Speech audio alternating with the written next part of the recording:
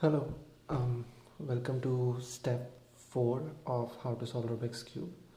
Um, step 4. In this step, like before we start the step, I just wanted to go through a few terms that we'll be using.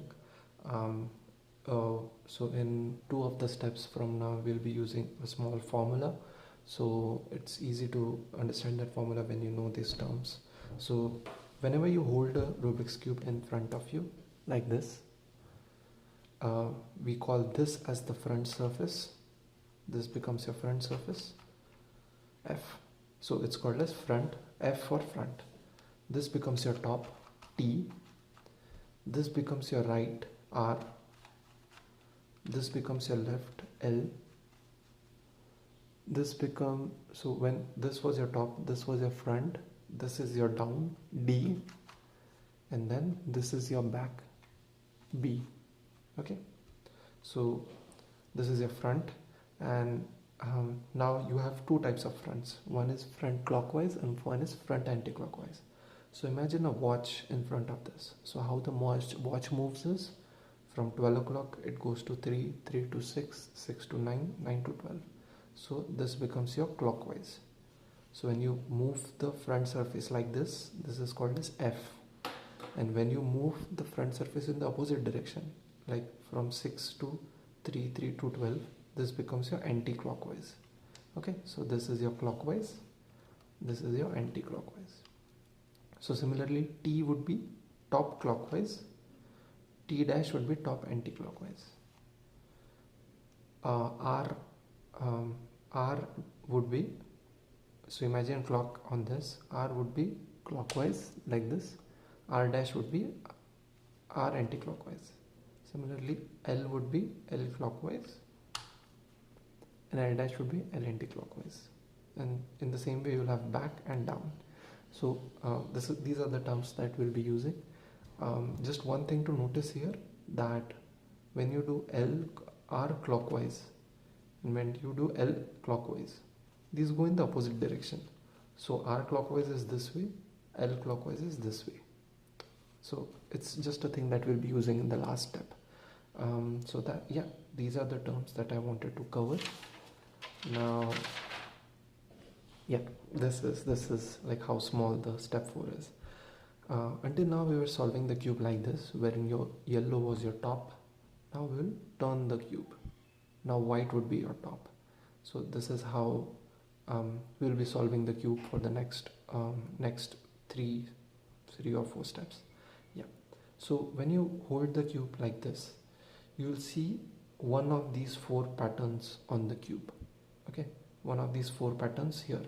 So either it will be a dot, a white dot, or it will be a white line, or it will be a white 9 o'clock. So whenever you see on the in a clock, you see how like 9 o'clock would be 12 an hour and here, minute hand here, and your hour and here. So this is 9 and 12. So this is like a 9 o'clock. Okay, so or you will see a plus sign. Okay, you will see one of these 4 patterns. Now what you do is you apply this formula. By this formula you convert from this pattern to this pattern, this pattern to this pattern, from here to here, and if you apply the formula again, you will again go back to the line. So this is like, this keeps on doing, but you have to stop here. You have to stop on the plus sign.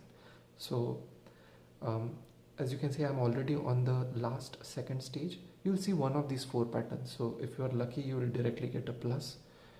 In this case, I'm like halfway lucky, so I got a 9 o'clock, and I just have to use the formula once to get a plus sign.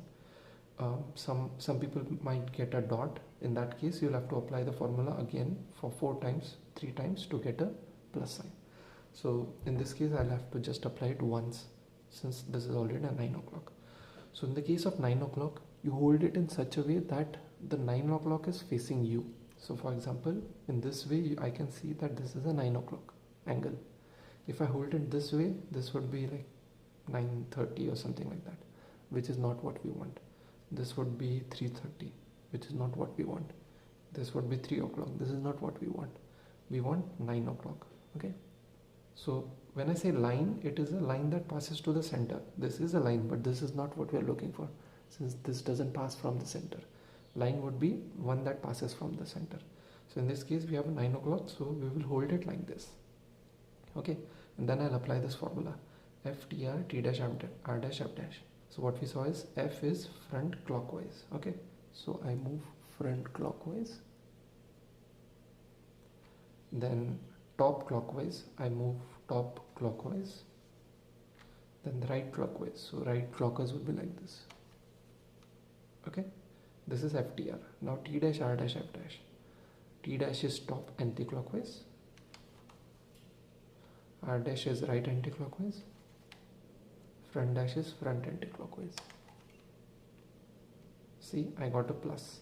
Like, luckily it all seems solved, but it is not solved. For now you just have to see that it is a plus sign. Okay, and as I said, if I apply this formula again, it will become a line.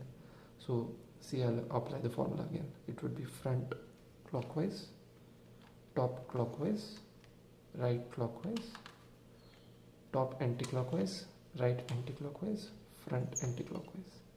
See, a line.